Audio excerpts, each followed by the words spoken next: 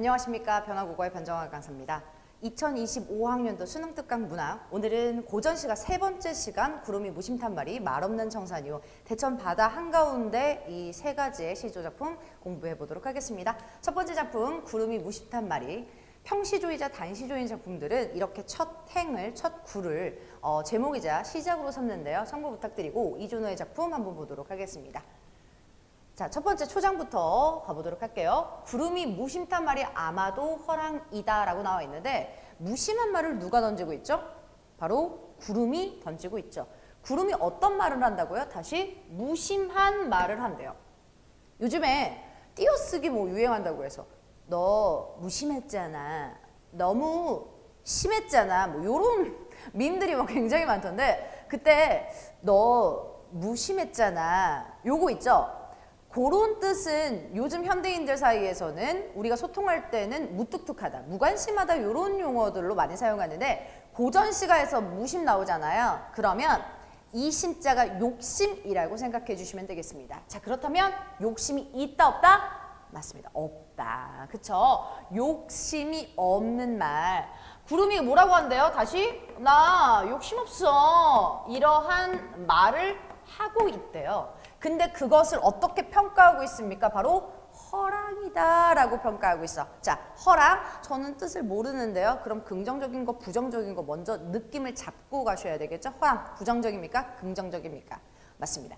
부정적이죠. 허랑. 우리가 허언증할 때의 허예요. 그래서 허랑은 허무맹랑한 이야기, 즉 진실, 거짓 중에 어떤 것? 맞습니다. 거짓.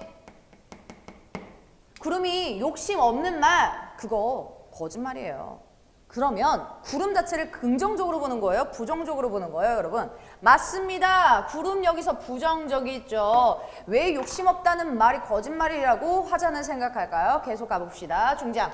중천에 떠 있어 임의로 왔다 갔다 다니면서, 주어가 뭐예요? 중천에 떠 있으면서 임의로 왔다 갔다 다니는 것. 뭐? 위에서 나왔던 구름이죠. 좋습니다. 자, 구태여 광명한 날빛을 따라가면서 덮는데요. 누가요? 주어가 누구요? 따라가면서 덮는 거? 당연히 구름이겠죠. 자, 구름을 부정적으로 본 이유가 나왔네요. 날빛을 따라가면서 덮어서. 그러면 화자에게 광명한 날빛은 긍정적, 부정적? 네, 염려하고 있기 때문에 긍정적이겠죠. 반짝반짝 빛나는 날빛, 햇빛을 굉장히 긍정적으로 염려하고 있습니다. 자, 그래서 이러한 중천에 떠 있어 임의로 다니는, 또 덮는 행위를 지금 구름 행위를 부정적으로 바라보고 있네요. 마지막에 덮느냐까지 걱정과 우려를 하고 있습니다. 자, 그러니까 구름은 비판의 대상이 될 수 있겠고요. 비판 대상. 그리고 광명한 날빛은 화자가 긍정적으로 인식한 대상에서 염려하는 대상이겠죠. 자, 그렇다면 시대와 연관지어서 같이 살펴보도록 하겠습니다. 자, 이준호의 작품인데요. 이때 고려시대 때의 작품입니다. 그때 신돈이라는 캐릭터가 나오면서 주변 사람들이 모두 다 경계하죠. 즉, 고려의 그 왕, 공민왕을 혹시나 더럽히지 않을까, 혹시나 그 총명왕을 가리지 않을까 굉장히 신하들이 염려하고 있는 가운데 이 작품이 나왔기 때문에, 자, 우선 부정적으로 바라봤던 신도는 무엇을 통해서 나타난다? 맞습니다. 바로 구름입니다. 그래서 무려 신돈, 즉 간사한 신하, 충직한 신하, 여러분 간사한 신하, 그래서 둘말로 간신이라고 하죠. 간신을 상징한다. 간신 말합니다. 간신이 욕심 없어요 얘기하는 걸 신하들이 보고, 야, 그거 거짓말이야, 쟤 거짓말이야, 욕심 개 많아 이렇게 비판하고 있는 거예요. 왜요? 하늘, 즉 중천에 떠 있으면서, 임금님 근처겠죠. 하늘 중간에 떠 있어서 임의로 다니면서, 즉 여기에서 자기가 막 횡포를 부리거나 막 장악하고 있는 모습을 보여주고 있습니다. 간신의 횡포의 모습을 보여주고 있습니다. 활발히 막 활동하잖아요, 여러분. 그렇죠? 그래서 구태여, 굳이. 왜 반짝반짝 빛나는 햇빛, 즉 누구의 총명함? 맞습니다. 우리 임금의 총명 총명함을 따라가면서 정리 이렇게 나오는 거죠. 이때 당시에는 고려의 공민왕이 되겠습니다. 총명왕이 아니라 총명함이죠. 예. 이것을 왜 따라가면서 덤니 우려하고 있어요. 자, 그러니까 너 욕심 개 많지? 우리 다 알아. 하면서 간신의 횡포를 비판하고 있는 작품입니다. 어렵지 않은 시조죠. 자, 그런데 우리가 꼭 기억해야 될 거 다른 외부 작품들이 나올 수 있기 때문에 자주 나오는 상징적인 소재. 자, 하늘에 떠 있는 거 해와 달은 우리 10,000원짜리 지폐 뒷장으로 쫙 보면요. 해와 달이 그려진 그림이 있어요. 하늘에 떠 있는 거는 대부분 무엇을 상징한다? 신화 입장에서는 임금을 상징할 수밖에 없다. 근데 대체적으로요. 100%는 아닙니다. 그런데 대체적으로 구름은 이와 해와 달을 어떠한 역할을 합니까? 바로 그렇습니다. 가리는 역할을 하죠. 그렇기 때문에 구름은 대체적으로 부정적인 이미지, 간신으로 이미지가 많이 떠오릅니다. 아시겠죠? 그러한 자연물의 관계가 있기 때문에 이렇게 연결이 될 수 있다는 거 다른 작품을 공부하실 때도 염려하시면서 자, 정리 한번 보도록 해보겠습니다. 자, 이 작품은 고려만의 문신 이존호가 간신 승려, 신돈이 나라를 어지럽게 만드는 상황을 풍자한 평시조입니다. 시조 소재 중에 구름은 신돈, 날빛은 왕의 선정을 비유한 것으로 왕이 베푸는 선전이 신돈이 방해하는 상황을 나타내고 있다라고 설명이 될 수 있는데요. 자, 용어 선정, 선한 정치라고 생각해 주시면 되겠죠. 선한 정치. 어휘 약한 친구들이 제가 수업하다 보면 굉장히 많아가지고 네, 수업 듣는 지금 영상 보는 친구들 중에 저런 걸 왜 써줘? 하지만 생각보다 굉장히 수업하면 많더라고요. 어휘가 부족한 친구들이. 그래서 제가 조금 알기 쉽게 풀어서 설명을 하더라도 이해 바랍니다. 자, 주제는 간신의 횡포에 대한 풍자. 누구요? 신돈. 네. 이 신돈 같은 경우는 막 요술을 부리고 거의 뭐 마술사예요, 마술사. 예. 그걸 통해서 이제 거의 왕의 행세를 하는 것을 보면서 굉장히 경계를 하고 있는 문신 이존호의 작품이었습니다. 곧바로 이어서 나 작품 가볼게요. 자, 두 번째 작품 말없는 청산이요 성혼의 작품입니다. 자, 조선시대 작품이고요. 같이 가볼게요. 말없는 청산이요 태없는 유수로다. 값없는 청풍이요 임자 없는 명월이다. 자, 마지막 서술어가요. 다 비슷한 카테고리로 엮을 수가 있어요. 어떤 거요? 청산, 유수, 청풍, 명월, 푸른 산, 흐르는 물, 그 다음 맑은 바람, 밝은 달. 이거 다 뭐죠? 맞습니다. 자연물이겠죠.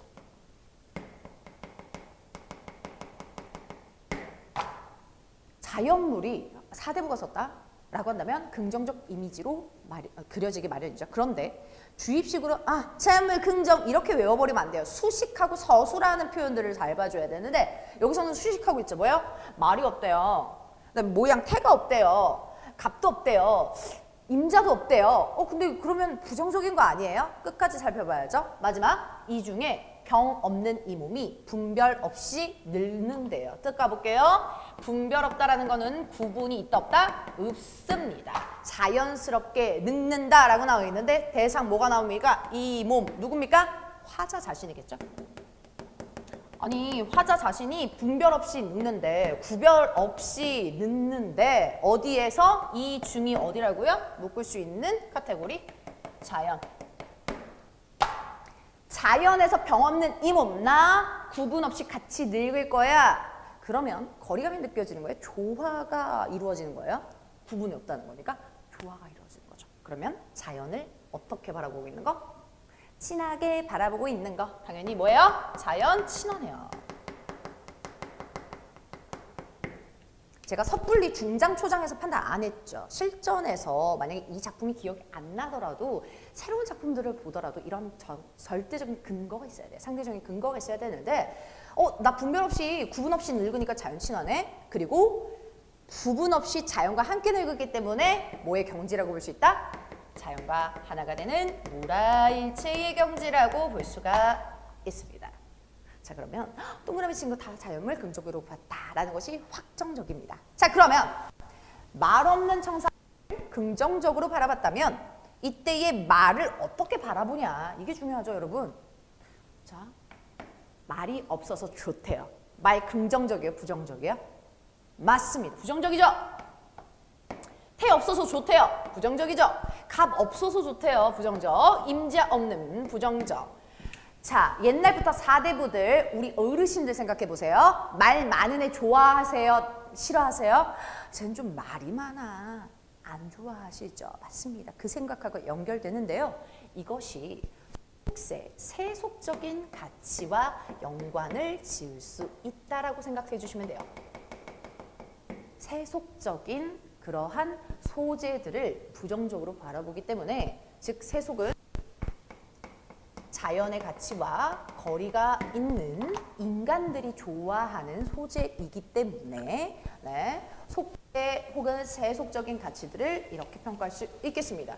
자, 주제는 간단하죠. 어떤 거요? 자연, 사랑해요, 같이 늙어요, 요건데 지금 말하고 태랑 갑이랑 임자를 종장을 근거를 통해서 부정적인지 긍정적인지 판단을 했습니다. 아시겠죠? 자연 친화를 생각하는 작품이었고요. 정리 바로 해보도록 하겠습니다. 이 작품은 조선 중기의 학자인 성원이 지은 평시조입니다. 이 시조는 교훈이 될 만한 자연의 여러 가지 속성을 제시한 후에요. 자연 속에서 근심 없이 살아가고 싶은 화자의 의지를 노래하고 있다라는 거죠. 왜 의지적인 태도요? 방금 마지막에 늙으리라, 공부하리라, 이게 의지죠. 여러분, 그래서 마지막 의지까지 주제 살펴볼 수 있고요.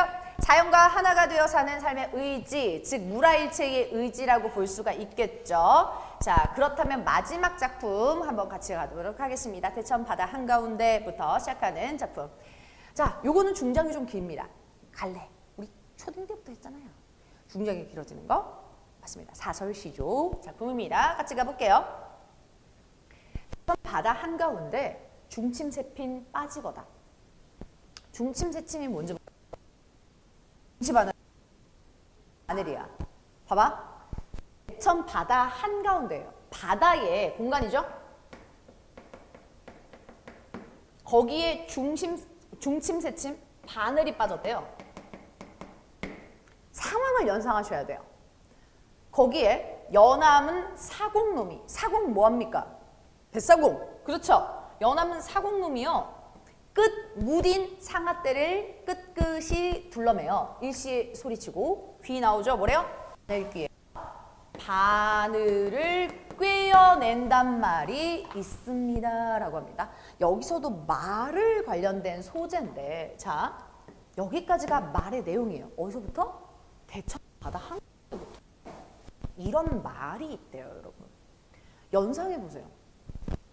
바다 한가운데 바늘이 빠졌어. 근데 사공놈이 끝 무딘 어떤 것을 둘러매서 소리치고 이야 소리치고 이 바늘귀를 걷어낸대, 꿰어낸대. 말이 돼요, 안 돼요? 쉽게 말하면 바다에서 바늘 찾기 불가능하죠. 일상적으로 불가능해요. 불가능한 말이죠. 혹은 과장된 말이겠죠. 그쵸? 이런 말이 있습니다 라고 하네요. 이마 라고 얘기합니다. 이런 말이 있어요. 이마. 이 말 어떤 말일까요? 하면서 이마한테 툭 던져요. 그랬더니 마지막 온 놈이 온 말을 하여도요. 짐작하소서. 선생님, 짐작하소서가 뜻이 뭐예요? 너네 짐작할 수 있어? 했을 때 그 짐작이야. 알아서 생각해달라는 거예요. 이미 올바른 판단을 하길 바라는 거죠. 올바른 를 요구하고 바라는 거죠. 이마, 알아서 잘 판단해라. 이렇게 생각하는 겁니다. 자, 그러니까 온 놈은 뭐야? everybody, 이거죠. 모두.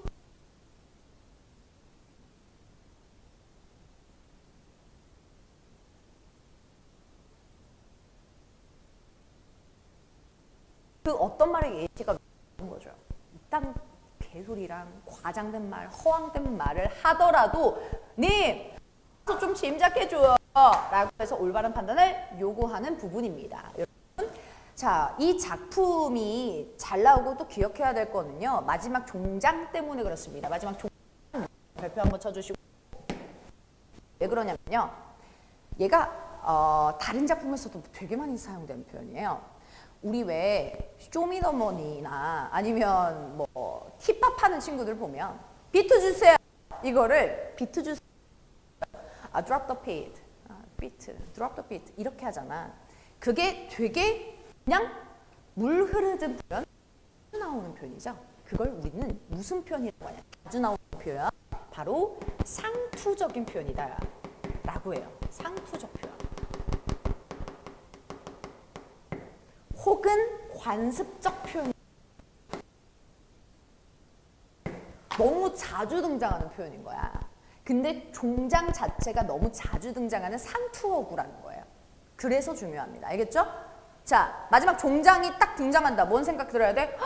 임한테 좀 알아서 잘 판단해 달라. 좀 잘 헤아려 달라라는 작품이구나 라고 생각해 주시면 훨씬 이해가 빠르겠죠. 네, 그렇습니다. 그래서 포인트는 초장과 중장을 일일이 해석하는 것보다는 여기에 포커스를 맞춰서 메시지가 어떤 메시지를 전달하는가가 여기 작품의 포인트입니다. 정리할게요. 이 작품은 세상에 허무맹랑한 거짓말들이 나돌고 있는 현실을 풍자하며 그런 말에 현혹되지 말고 현명하게 대처할 것을 이미에게 간절히 요청하고 요구하고 바라는 내용이죠. 상식적으로 성립되지 않는 말, 아까 뭐예요? 막 휘적휘적 이 상아떼가 장떼거든요. 이 장떼로 휘적 했더니 바늘이 따라서 온다? 이런 것들을 강조하기 위해서 과장된 표현을 사용한다. 온놈이 온말을 하여 짐작하더라는 관습적 표현을 사용한다고 얘기했죠. 상투적 표현. 이게 주요 특징이다라는 것을 꼭 기억해 주시고요. 세상의 헛소문에 대한 올바른 판단을 촉구하고 플러스 이거 굳이 왜 그럴까? 당연한 말이잖아요. 우리 왜 정치하시는 분들한테 정치 좀 잘해주세요. 그리고 뭐 경제 활동하시는 분 경제 잘해주세요. 이렇게 하잖아. 그치? 그것처럼 임금님한테 잘 판단해달라는 건 당연해요. 근데 굳이 작품으로 쓴 이유? 나의 억울함도 있는 거야. 알겠죠? 그러니까 화자 억울함, 결백을 호소할 수 있는 작품으로도 가능하다. 아시겠죠? 임 저 억울해요. 그러니까 남들이 개소리해도 좀 잘 판단해 주세요. 이런 느낌으로 받아들이셔도 괜찮습니다. 아시겠죠, 여러분?